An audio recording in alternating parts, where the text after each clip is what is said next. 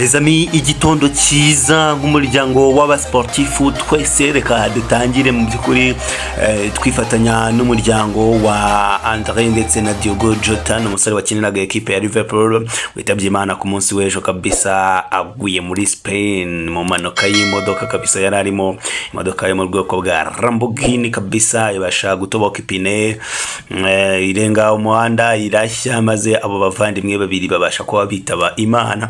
Twese nk'abasportifu rero ku isi yose twifatanyije n'aba n'uyu muryango n'izinzira karengane mu byukuri twunamira aba banyakwigendera kabisa, kugira ngo tuvuge tuti Imana ibakiri mu bayo, kandi mu byukuri Imana ikomeze ibahe iruhuko ridashira. Hanyuma rero turi kuwa gatanu, turi ku itariki ya 4 z'ukwezi kwa 7 n'umunsi wari umunsi w'amateka mu gihugu cyacu, by'umwihariko n'umunsi twizihizamo ubwibohore kabisa.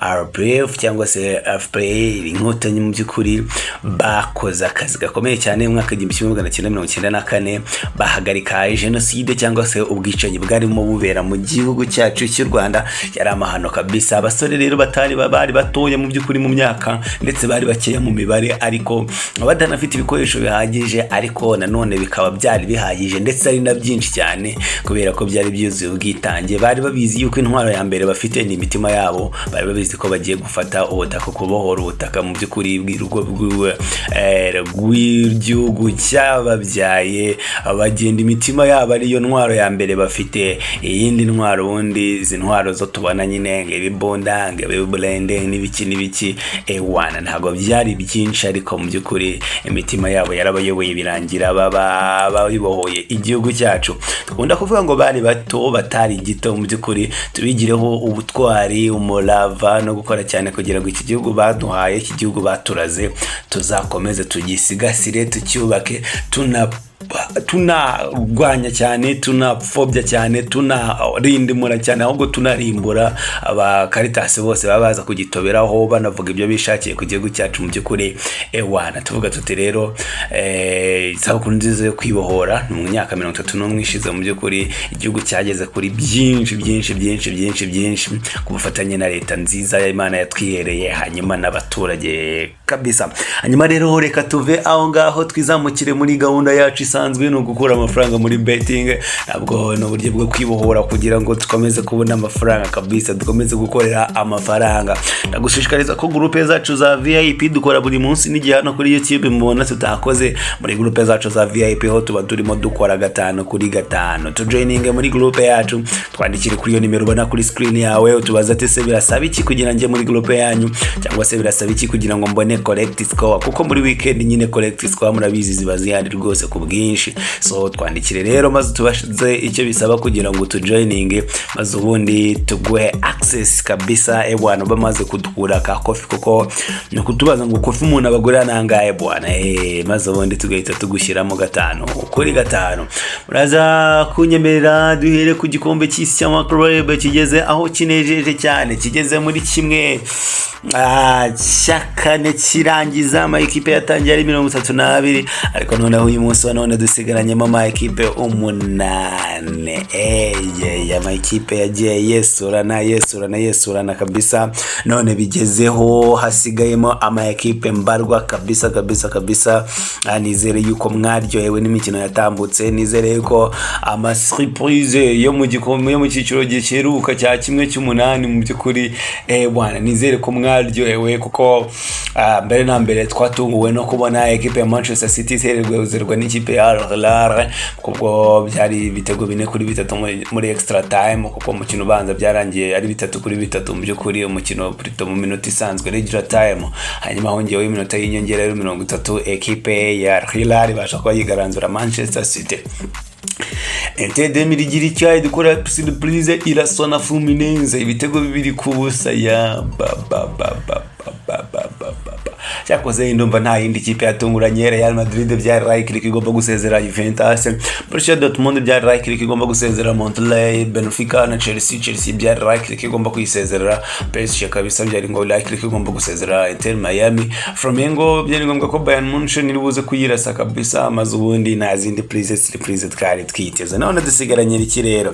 Dusigaranye Palmeiras, dusigaranye Cold Palma ya Chelsea kabisa, dusigaranye Shalafak na Paris Saint-Germain, dusigaranye Rennes na Bayern Munich, dusigaranye Thiago Silva na Fluminense, dusigaranye Ruben Neves na Al-Hilal, dusigaranye Jude Bellingham na Real Madrid, tukaba dusigaranye kandi Deran Gelasi na Borussia Dortmund. Ubango uko gahunda zipanze rero kuri uyu munsi wa none tariki zine z'ukwezi kwa karindwi saa 3 z'i Kigali, ekipe ya Fluminense iraza kuba yakira ekipe ya Al-Hilal kabisa. Iyi Al-Hilal irakomeye cyane kuko nk'uko bikubwiye muri mediane yayo ifite umusore witwa Sergej Milinkovic-Savic, ifite Ruben Neves, man nabona aba mediateri bakomeye, bifite ba Malcolm kandi bifite ba Ronaldo, bifite ba Cancelo, bifite ba Kribari, umuzamu Beno, umuzamu ugiye kugeza kano kanya ndena afata nk'umuzamu w'irushanwa, aho irushanwa rigeze kuri uyu munsi wa none, mu gihe none babikarifiye bakagera muri kimwe cya kabiri A1, byaba biri likely rwose kabisa ko ashobora kuzatwara Golden Gloves cyangwa se gaza zahabu kabisa nk'umuzamu w'irushanwa A1. Urumva ko iyi kipe irakomeye pe, iyi kipe irakomeye.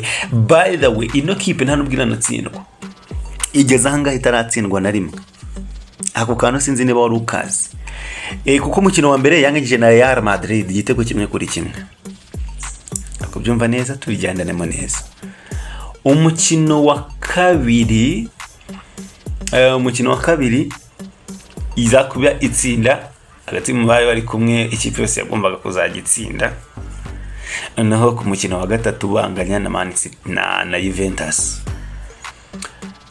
Mu by'ukuri iyi kipe itaratsindwa na rimwe kuko yahise kandi yarahuye n'amakipe akomeye, Real Madrid, Juventus, Juventus. Urumva aza kureba neza itsinda yari irimo, ariko ikabigeza ahangaha itari yatsindwa na rimwe. Mu by'ukuri yaranakinyemo na Man City.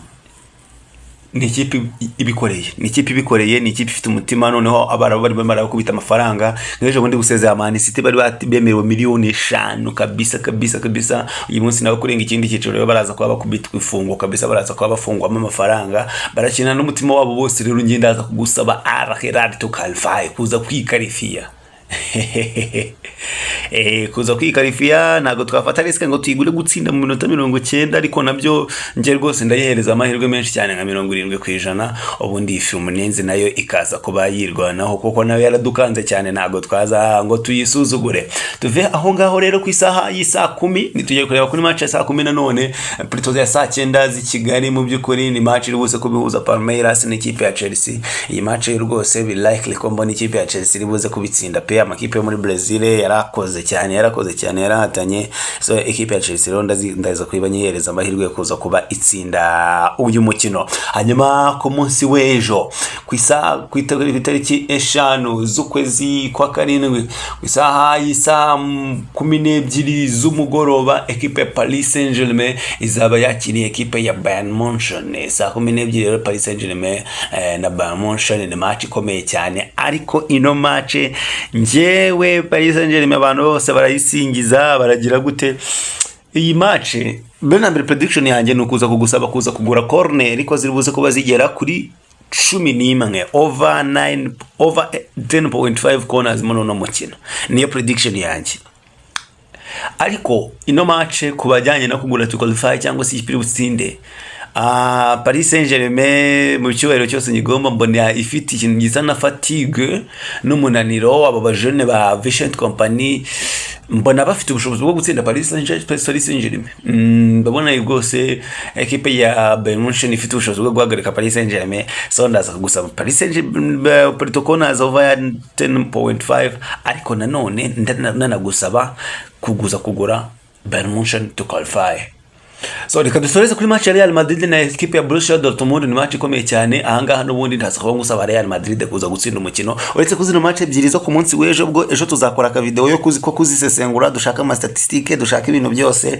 Mva uyu munsi twari dufite umwanya muto cyane, twagombaga guhera mu kwifuriza igihugu cyacu isabukuru nziza yo kwibohora, tukanifatanya kandi tukagira tugambo ducya tuvuga kuri umuvandimwe Diogo Jota. Kabisa niko gahunda zacu zari zipanze. So tuzareba kuri statistique ku munsi w'ejo. Uyu munsi nacyo nabamubwiye nuko ari Hilal igomba kuza kwikalifia ndetse n'ikipe ya Chelsea ikaza kuba itsinda umukino. Reka dusubira ku biganiro byacu biri imbere. Ushaka kujya muri groupe ya VIP twandikira kuri nimero wana kuri screen yawe, ni 0794486332. Utubaze tese n'iki bisaba kugira ngo joining za groupe zanyu, maze tubashe tukaba tugusobanurira ubundi tugushyiremo. Dufite collect score muri weekend kabisa. Ushaka kubana natwe muri collect score n'ubundi no kutwandikira biciye kuri iyo nimero. Imana ibarinde, ndabakunda kuko nawe mwahise mu kudukunda. Mongore subscribe kandi munsharingire. Ciao ciao.